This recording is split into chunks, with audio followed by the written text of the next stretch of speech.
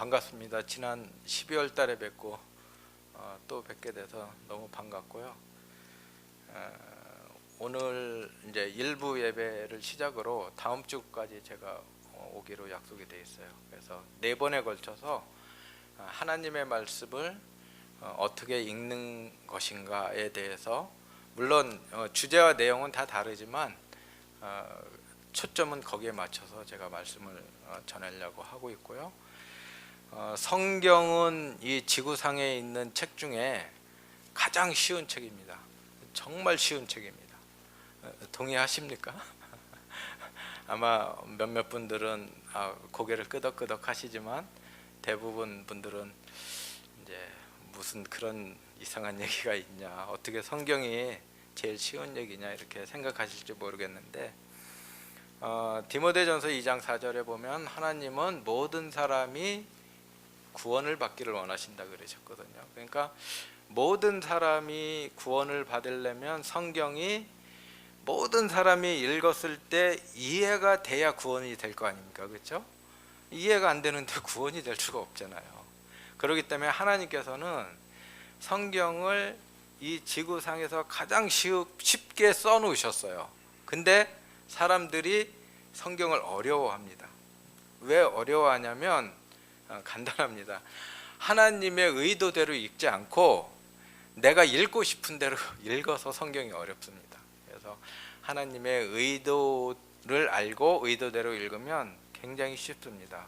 또한 성경에서 가장 쉬운 책이 어떤 책인지 아십니까? 성경에서 가장 쉬운 책은 요한계시록입니다. 그럼 이제 또 속으로 저를 욕할 거예요. 아니, 성경에서 가장 어려운 책을 얘기하면서 가장 쉽다고 얘기를 한다면 도대체 이게 무슨 얘기냐 이렇게 생각하실지 모르겠지만, 왜 요한계시록이 가장 쉽냐면 여러분들 집에서 드라마 보시잖아요. 그러면 드라마가 1회 드라마가 가장 어렵습니까? 마지막 회가 가장 어렵습니까? 거꾸로 1회 드라마가 제일 쉽습니까? 마지막 드라마가 제일 쉽습니까? 마지막 드라마가 쉽게 돼 있어요. 왜냐하면 1회서부터 계속 이야기를 보았으니까 마지막에는 안 봐도 이야기는 저건 뻔해 이렇게 갈 거야, 그리고 보면 그대로 되잖아요. 그렇죠? 성경도 똑같은 구조 가운데 있습니다. 창세기부터 하나님이 의도하신 어떤 이야기가 있어요. 그래서 그거를 창세기부터 차근차근 읽어가면 요한계시록이 가장 쉬워야 돼요. 그게 정상인데, 오늘날 교회에서 요한계시록이 가장 어렵다라고 얘기를 하고 그렇게 설교를 할 때는 왜 그런 일들이 벌어지냐면, 창세기부터 요한계시록 앞에 있는 성경들을 잘못 읽었다는 이야기입니다. 앞에 이야기들을 정확하게 읽었다면 요한계시록은 그냥 고개 끄덕끄덕거리면서 그렇지, 바로 그거야, 그러면서 끝나는 책이에요. 사도 요한이 반모섬에서 나와서 그 에베소 그 원형극장에서 1장 연설을 합니다. 요한계시록을 요한복음을 얘기를 하고 요한계시록을 얘기를 합니다. 그랬을 때 많은 사람들이 막 눈물을 흘리는 거예요. 그 요한계시록 편지를 읽으면서 요한계시록을 읽어주면 그 이야기를 들으면서 초대교회 성도들이 막 눈물을 흘리고 난리가 난 책이 요한계시록이에요. 그러면은 이해도 못하는 책 가지고 눈물을 흘리면서 감동할 수 있습니까? 그렇죠? 그러니까 초대교인들은 요한계시록을 들으면서 감동의 눈물을 흘렸는데, 현대교인들은 요한계시록을 펴는 순간에 바로 잠이 옵니다. 도대체 무슨 얘기인지 모르니까. 왜 그러냐면, 초대교회 성도들은 요한계시록을 하나님의 시각으로 읽고 들었습니다. 근데 현대교인들은 요한계시록을 내가 의도한 대로 성경을 읽어버립니다. 그건 비단 요한계시록뿐만 아니라 성경 전체를 그렇게 읽어요. 내가 읽고 싶은 구절, 내가 해석하고 싶은 방향대로 성경을 해석하면서 읽으니까 어떤 데는 맞아요. 근데 다른 데 가면 맞지를 않습니다. 근데 하나님의 말씀은 읽으면 읽을수록 쉽고 정확하고 그 내용이 일맥상통합니다. 그 이야기 중에 하나를 오늘 좀 나눠보고자 하는 것입니다. 오늘 이야기는 여러분들 다 아시는 내용이에요. 이미 뭐 너무나 잘 아시는 내용입니다. 그 이스라엘 민족이 출애굽한 후에 르비딤 광야에서 아말렉하고 전투를 합니다. 그렇죠? 뭐 내용은 그런 거예요. 그래서 모세가 여호수아에게 너 내려가서 싸우라, 그리고 모세는 산꼭대기에 올라가서 손을 들고 기도를 합니다. 기도를 하는데 모세가 손이 내려오면 이스라엘이 지고 손이 올라가면 이깁니다. 근데 그 손 들고 있는 것도 한두 시간이 이제 전쟁이 하루 종일 벌어지는데 팔이 너무 아프잖아요. 그러니까 모세의 팔이 점점 내려오죠. 그러니까 양쪽에서 이제 아론과 훌이 모세의 팔을 들어 올립니다. 내려오지 못하게. 뭐 그런 내용이에요. 그래서 이제 많은 설교자들이 이 내용을 가지고 우리의 열심을 촉구를 합니다. 하나님에 대한 우리의 열심, 하나님께 거룩한 손을 들고 기도하십시오. 기도를 해야만 여러분들이 승리합니다. 뭐 이제 이렇게 아름다운 마무리를 짓고 있습니다. 그것도 굉장히 좋은 내용이고 우리에게 교훈과 용기를 주는 그런 말씀입니다. 그런데 우리가 그렇게 읽는 것은 교육으로 말하면 초등학생 수준으로 읽는 것입니다. 초등학교 수준으로. 근데 예를 들면 제가 이제 늦둥이 딸이 있어요. 내일 모레면 이제 입학을 합니다. 드디어. 예, 아내가 44살에 아기를 낳았어요. 근데 그 아이가 요즘 이제 책을 너무너무 좋아해서 지금까지 한 2,000권 넘게 읽은 것 같아요. 그 이야기에 그냥 빠져 있습니다, 아이가. 그럼 예를 들어서 심청전을 읽는다고 생각을 해보세요, 우리 아이가. 그러면 우리 아이의 초점은 어디에 그 초점이 맞춰져 있냐면 심청전의 그 진행되는 이야기 자체에 빠져 있습니다. 근데 여기에 앉아 계시는 성도분들은 지금 심청전을 읽는다면 막 심청이가 임당수에 빠지고 뭐 저기 연꽃에 이렇게 들어 올려져서 바다 위로 떠오르고 이런 것에 감동 받으시겠어요? 아무도 감동 안 받으시잖아요. 이게 뭐 그거는 다 겉으로 드러난 이야기고 결국 초점은 뭡니까? 효도에 대해서 설명을 해주는 거잖아요. 마찬가지로 오늘 우리가 읽은 이야기도 하나님께서 뭔가 설명해 주시고자 하는 복음이 있어요. 내용이 있습니다. 근데 그 내용은 모르고 그냥 우리가 열심을 내면 하나님이 우리 축복해 주실 거야. 기도 많이 해야 돼. 뭐 이제 거기서 끝나는데 그거는 말 그대로 초등학생 수준에서 그렇게 하면 충분하고 여기 계신 분들은 이제 장성한 믿음의 분량에 이르셔야 되니까 이제 이것을 어떻게 읽어야 되는가에 대해서 조금 나눠보도록 하겠습니다.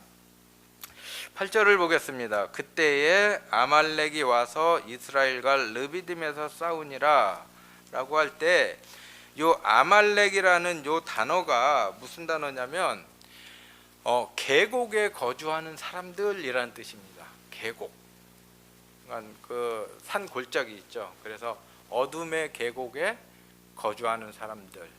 시편 23편 4절에 보니까 내가 사망의 음침한 골짜기로, 그렇죠? 그 골짜기, 사망의 골짜기에 거주하는 사람들을 아말렉이라고 이렇게 표현을 한 겁니다. 그다음에 이스라엘이란 뜻은 하나님이 통치하시다라는 뜻입니다. 사르엘, 그래서 하나님의 통치. 그러니까는 이 전쟁은 사망과 죄와 사망의 거주자, 죄인들, 사단의 권세 아래 묶여 있는 사람들과 하나님의 통치를 받는 사람들과의 싸움이에요. 근데 그 싸움의 목적은 뭐냐면 여기 르비딤에서 싸웠다 이렇게 되어 있습니다. 르비딤이라는 이 단어는 뭐냐면 안식처라는 뜻입니다. 안식처, 휴식처, 안식. 그러니까는 이거를 죄인과 의인으로 볼 수도 있지만 내 속에는 항상 두 사람이 살고 있어요. 하나님의 말씀에 순종하고자 하는 세 사람이 살고 있고, 또 옛날부터 친하게 지내왔던 옛사람, 육신의 사람이 있습니다. 이 두 사람이 항상 싸웁니다. 하나님의 안식을 가지고. 근데 옛사람은 뭐라 그러냐면, 야, 네가 돈 많이 벌고 출세하고 명예가 있어야 너 안식할 수 있어, 이렇게 얘기를 합니다. 근데 우리의 속사람은 아니야, 하나님이 나를 통치하면 내가 안식에 이를 수 있어. 그래갖고 그 문제를 가지고 매일 싸우는 거예요. 아주 끝도 없이 싸웁니다. 제 속에서도 그 전쟁이 매일 일어나는 거예요. 자, 9절을 봅니다. 모세가 여호수아에게 이르되 우리를 위하여 사람들을 택하여 가서 아말렉과 싸우라. 여기서 그 사람들을 택하여라고 기록했을 때 요 사람들이란 단어가 아주 독특한 단어를 쓰고 있어요. 에노시라는 단어를 쓰고 있는데, 여기서 사람은 우리가 생각하는 그냥 사람 그런 뜻이 아니라 불치병에 걸리다라는 뜻입니다. 그러니까 불치병에 걸린 사람들, 죄와 사망으로 죽을 수밖에 없는 그 사람들.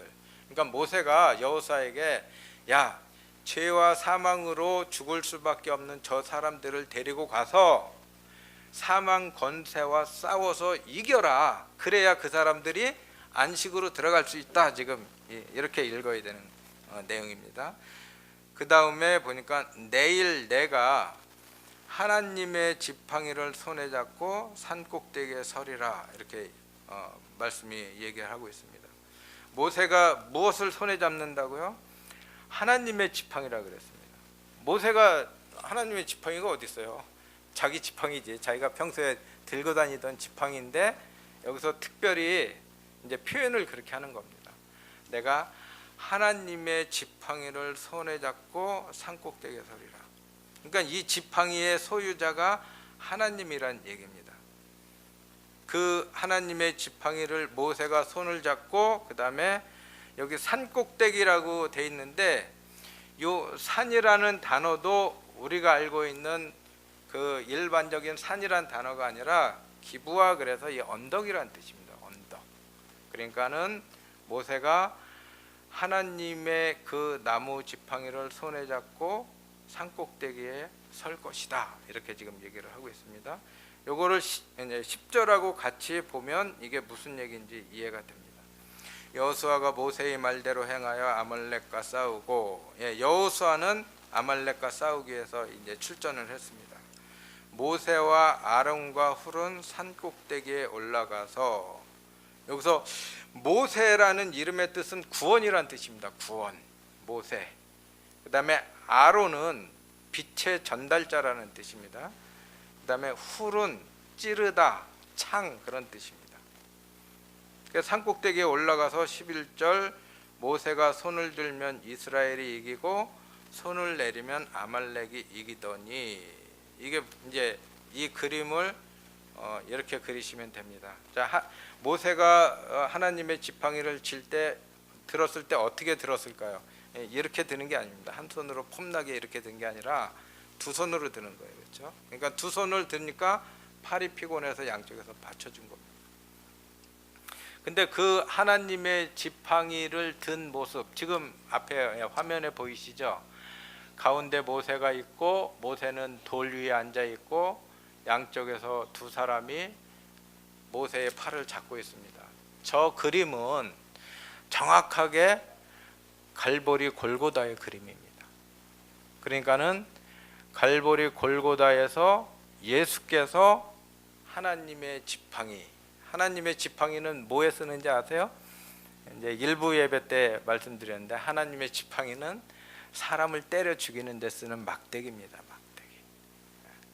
그러니까는 모세가 하나님의 지팡이를 들고 두 손으로 들고 있다는 것은 예수께서, 하나님께서 우리 죄인들의 죄에 대해서 때려 죽이기 위해서 만들어 놓으신 그 십자가, 거기에 예수 그리스도가 두 손이 못 박히는 그림이 바로 이 그림이 되는 것입니다. 자, 그래 보니까 11절에 모세가 손을 들면 이스라엘이 이기고 손을 내리면 아말렉이 이기더니, 그러니까는 이 이야기는 뭐냐면은 예수께서 십자가에 당신의 손이 박혀서 내려오지 않으면은 하나님이 승리를 하시는 거예요. 근데 행여나 예수님께서 막상 십자가에 올라가 보니까 어떻습니까? 어떨 것 같아요? 무섭죠, 그렇죠? 얼마나 무섭겠습니까? 여기 못으로 찔리고 피나고 이제 조금 있으면은 온몸에 모든 피와 물이 다 쏟아져서 가쁜 숨을 몰아쉬다 죽게 되는데 그게 얼마나 무섭고 아프고 힘들겠습니까? 그러니까 내려오면은 지게 되는 거예요. 그래서 이제 12절에 보니까 모세의 팔이 피곤함에, 이 피곤하다는 게 무겁다는 뜻입니다. 점점 무거워지는 거예요, 팔이. 모세의 팔이 내려오려고 하니까 이제 양쪽에 있는 사람이 돌을 가져다가 모세의 아래에 놓아, 돌을 가져다가 아래에 놓아. 요게 뭐냐면 창세기 22장에 보면 아브라함이 아들을 번제로 드리기 위해서 돌 제단을 쌓았죠. 돌 제단을 쌓는 겁니다. 돌을 가져다가 모세 아래에다 놓고 그 위에 앉게 하고, 아론과 훌은 한 사람은 이쪽에서 한 사람은 저쪽에서. 한 사람은 아론이라 그랬습니다. 빛의 전달자, 좋은 의미죠, 그렇죠? 그 다음에 한 사람은 훌이라 그랬습니다. 훌은 찌르다, 창, 죽이다라는 뜻입니다. 예수님께서 골고다에서 십자가에 못 박히셨을 때 오른쪽에 있는 강도는 어떻게 됐습니까? 낙원으로 갔죠. 빛의 전달자, 성령의 조명을 받아서 낙원으로 가고, 반대쪽에 있는 사람은 예수님을 저주하고 욕했죠. 그 사람은 예수님을 그 십자가에서 또 찌르는 겁니다, 말로다가. 이제 그런 그림들을 성경이 그려주고 있고, 자, 그 다음에 보니까 저쪽에서 모세의 손을 붙들어 올렸더니 그 손이 해가 지도록 내려오지 아니한지라 그랬는데, 여기서 한글 번역으로는 내려오지 아니한지라 라고 번역을 했지만, 이게 원어로 보면 한 단어입니다. 한 단어. 여기 보니까는 에무나라는 단어를 썼어요. 에무나. 내려오지 않다라는 그 표현, 번역의 그 단어가 에무나입니다. 근데 이 에무나라는 단어의 뜻은 확고하다, 안전하다, 신실하다, 믿다, 진리다, 이런 뜻입니다. 그러니까는 확고하니까는 손이 내려올 수가 없는 거죠. 굳게 잡혀 있는 겁니다. 그게 에무나라는 단어를 썼는데, 이 에무나라는 단어가 어디서 온 단어냐면 그 밑에 보시면은 에문, 그렇죠? 확립된, 믿음직한, 진실, 신뢰, 이런 단어에서 왔고, 그 단어는 다시 아만이라는 단어에서 왔어요. 동사 아만. 근데 이 아만이라는 단어는 세우다, 지탱하다. 그러니까 손이 못 내려오게 지탱을 하는 거예요. 잡고 있는 겁니다. 아만이라는 단어입니다. 그 다음에 그 안에는 양육하다, 신실하다, 영구하다, 오른쪽으로 가다, 오른편에 서다, 뭐 그런 단어가 다 포함된 동사가 아만이라는 단어입니다. 그리고 이 아만이라는 단어에서 무슨 단어가 나오냐면 그 밑에 뭐라고 되어 있죠? 아멘. 아멘이라는 단어가 여기서 나온 겁니다. 그러니까는 일반 교회에서 목사님들이나 부흥 강사들이 설교를 하면 성도들이 아멘 그러잖아요, 그렇죠? 아멘 그럼 우리는 그냥 그거를 습관적으로 아멘 아멘 그럽니다. 근데 그 아멘이라고 우리가 쓰는 그 단어는 뭐냐면은 예수께서 십자가에 못 박히신 것 때문에 그것이 가능합니다라고 고백하는 거예요. 그러니까 예수 그리스도의 십자가에 못 박히심이 없으면 우리가 교회에서 예배드리는 모든 것들이 예스가 안 됩니다. 아멘이 안 돼요. 바로 그 얘기를 지금 하고 있는 겁니다. 고린도 후서 2장을 한번 보겠습니다. 같이 한번 찾아보도록 하겠습니다.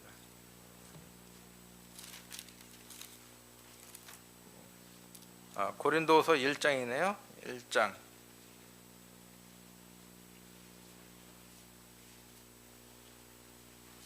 (19절부터) 보겠습니다. 고린도후서 1장 19절. 우리 곧 나와 실로아노와 디모데로 말미암아 너희 가운데 전파된 하나님의 아들 예수 그리스도는 예하고 아니라함이 되지 아니하셨으니 그에게는 예만 되었느니라. 여기서 예가 아멘입니다. 예라는 단어가 20절 하나님의 약속은 얼마든지 그리스도 안에서 아멘이 되니 그런즉 그로 말미암아 우리가 어떻게 해요? 아멘하여 하나님께 영광을 돌리게 되느니라.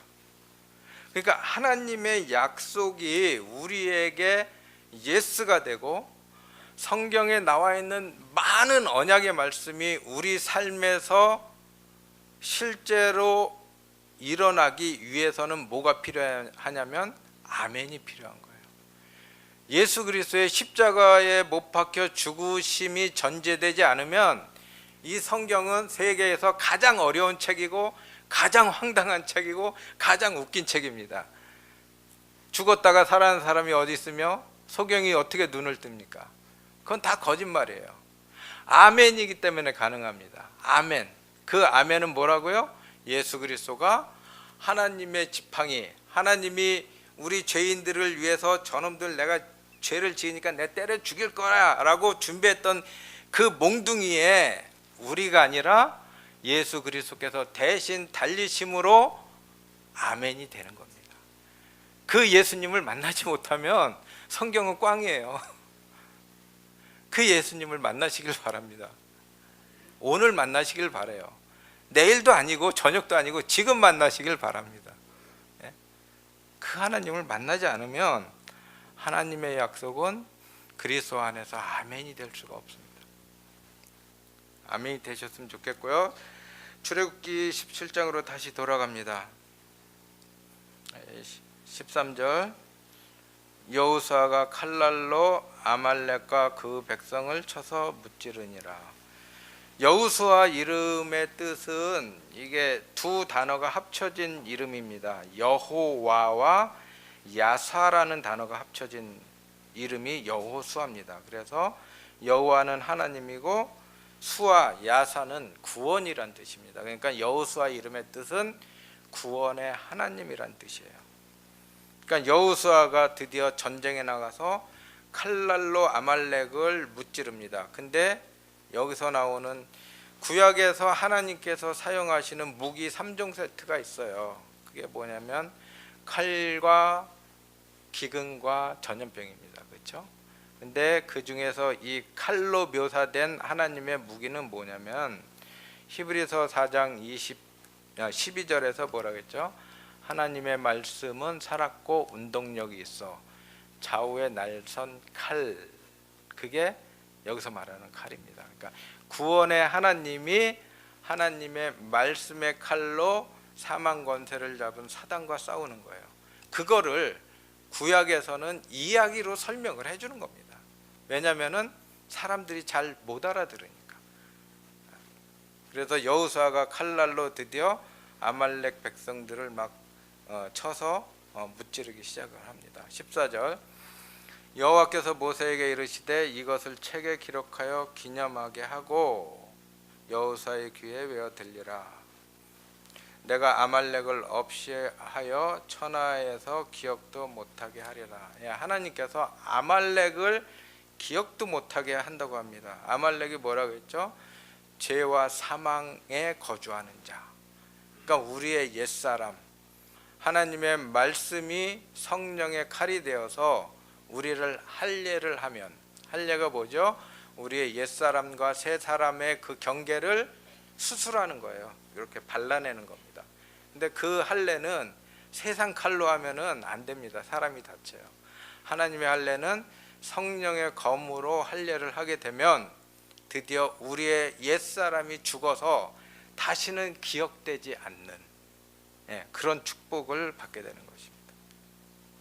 15절 모세가 제단을 쌓고 그 이름을 여호와 니시라 하고, 이 뜻은 많이들 아시죠? 니시가 뭐죠? 깃발이란 뜻입니다. 표대, 깃발. 그러니까는 이제 여호와 니시, 하나님의 깃발. 그러니까 우리는 또 이제 이렇게 휘두르는 펄럭이는 깃발을 상상을 하게 되잖아요. 근데 여기서 말하는 이 니시의 표대는 뭐냐면 십자가를 얘기합니다. 스타우로스, 표시된 거. 그러니까는 사도 바울이 내가 표대를 향해서 달려가노라. 내가 여호와 니시, 여호와의 표대, 하나님의 지팡이, 하나님의 막대기, 하나님의 사형틀, 그 십자가를 향해서 달려가리라고 사도 바울이 고백을 하는 거예요.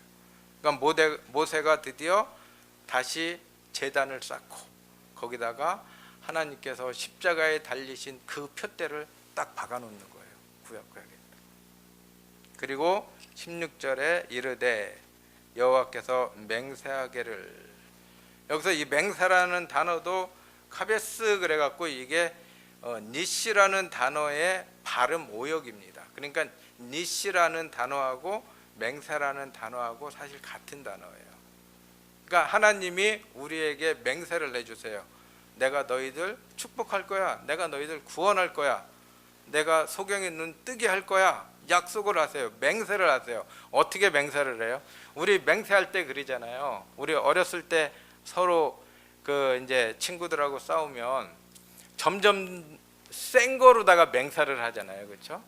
내가 맨 처음에 내가 지면은 500원 줄게. 그러면 상대방이 자기가 더 자신 있으면 어때요? 난 1,000원 건다. 그럼 또 막 내 10,000원 막 이렇게 올라가잖아요. 근데 하나님은 맹세의 보증으로 우리한테 뭘 주신 거예요? 여호와 니시, 내가 아들 달아놓고 맹세할게. 정말 내 이야기가 진짜인지 아닌지 내가 아들 달아놓고 맹세할 테니까 한번 해봐 그러는 거예요. 하나님은 우리에게 그냥 책 써놓고 니네 이거 잘 지켜라, 순종해라, 이렇게 성경을 써놓으신 게 아니에요. 성경은 하나님의 이야기고 하나님이 뭘 하시겠다는 것에 대한 약속입니다.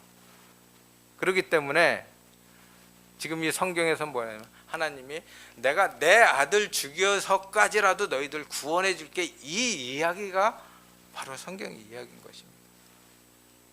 그래서 여호와가 아말렉과 더불어 대대로 싸우리라 하셨다. 여기 보니까는 누가 싸웁니까? 아말렉과 대대로 누가 싸우는 거예요? 여호와가, 이렇게 되어 있습니다. 그러니까 성경에 나오는 전쟁은 여호와가 싸우는 전쟁입니다. 근데 우리는 이제 신앙생활 조금 하다 보면 이제 그때부터 뭘 하냐면은 내가 싸워야지, 내가 열심을 내서 내 재능과 내 생각과 내가 가진 자원을 가지고 뭔가 해야지라고 시작을 하는데 그때부터 이제 문제가 생기는 거예요. 하나님은 우리에게 우리의 손을 십자가에 못 박아 버리시길 원합니다. 니네 좀 가만히 있어. 그 손 좀 가만히 있어.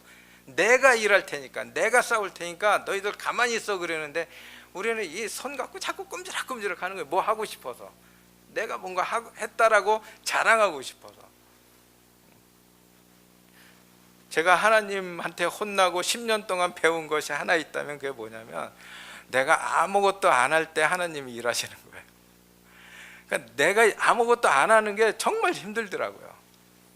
제가 좀 잔머리가 발달돼 있어서 뭔가 자꾸 하려고 그래요. 근데 그때마다 제가 안 하는 겁니다. 하나님, 내가 10년 동안 해보니까 안 되네요. 안 할게요. 가만히 있는 겁니다. 근데 일부 예배에서 잠깐 나눴는데 여기서도 한번 더 보기로 하는데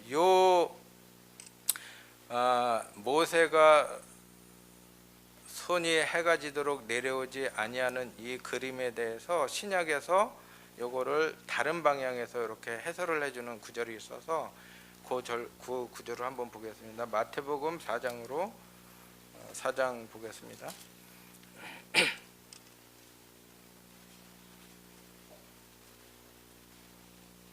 4장 5절부터 보겠습니다. 예수님께서 광야에서 시험을 받으시는데 두 번째 시험이 이어집니다. 5절. 이에 마귀가 예수를 거룩한 성으로 데려다가 성전 꼭대기에 세우고 이르되 내가 만일 하나님의 아들이거든 뛰어내리라 기록되었으되 그가 너를 위하여 그의 사자들을 명하시리니 그들이 손으로 너를 받들어 발이 돌에 부딪히지 않게 하리로다 하였느니라. 지금 뭐 사단이 예수님한테 뭐라 그러냐면, 예수님한테 너 이 거룩한 성 꼭대기에서 너 뛰어내려. 그러면은 하나님의 천사가 뛰어내리는 너를 손으로 받들어서 네 발이 돌에 부딪히지 않게 할 거야. 이렇게 지금 인용을 하고 있는 거예요. 근데 이게 인용 구절이거든요. 그 인용 구절이 어디냐면 시편 91편으로 다시 넘어가 보겠습니다.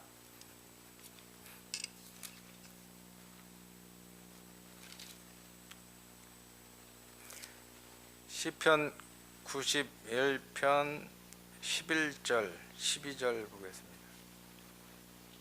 요게 그 아까 사단이 인용한 구절이에요.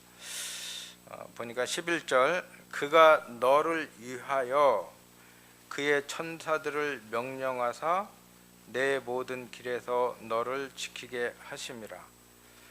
그들이 그들의 손으로 너를 붙들어 발이 돌에 부딪히지 아니하게 하리로다. 이렇게 번역을 했는데 이게 무슨 뜻이냐면 12절에 천사들이 그들의 손으로 너를 붙들어는 무슨 얘기냐면, 예수님이 뛰어내렸는데 그 떨어지는 예수님을 붙들어서 올린다는 뜻이 아닙니다. 이게 12절 자세히 보세요.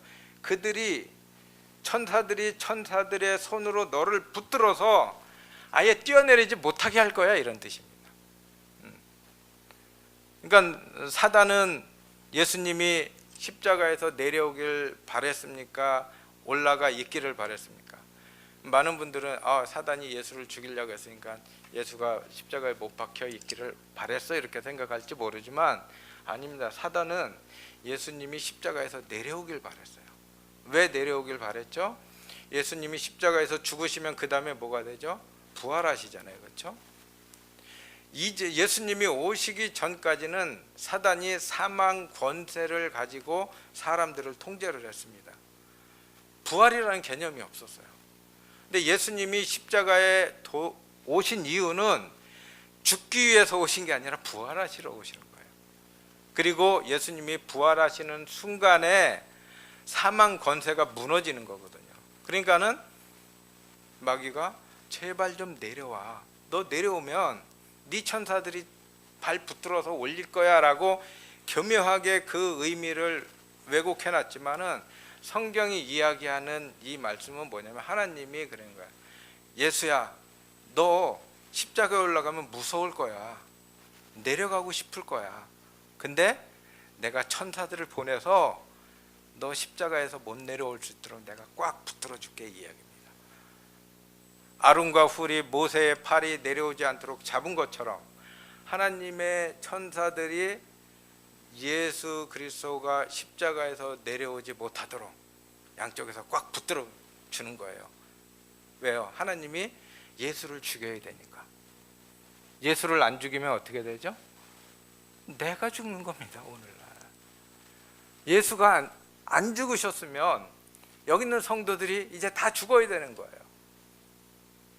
그러니까 예수 그 한 분이 돌아가심으로 인해서 온 인류가 구원받는 그 사명이다 보니까, 너무너무 중요한 사명이다 보니까 하나님께서 천사들을 보내서 절대로 못 떨어지게 손을 못으로 받고 그걸 잡고 있는 거예요.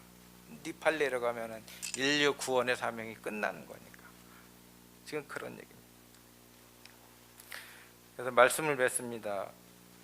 여러분들한테 두 가지를 권면을 드리고 싶어요. 하나는 십자가에 달리신 예수를 만나셔야 됩니다. 다른 어떤 거 다 필요 없습니다. 그러니까 뭐 봉사하고 11조하고 뭐 예배드리고, 이거는 십자가에 못 박히신 예수를 만난 사람들이 하는 일이에요.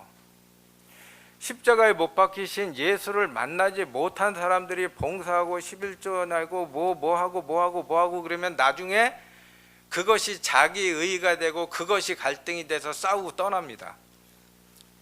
예수를 만나지 못한 사람들은 예배의 자격이 없는 사람이에요.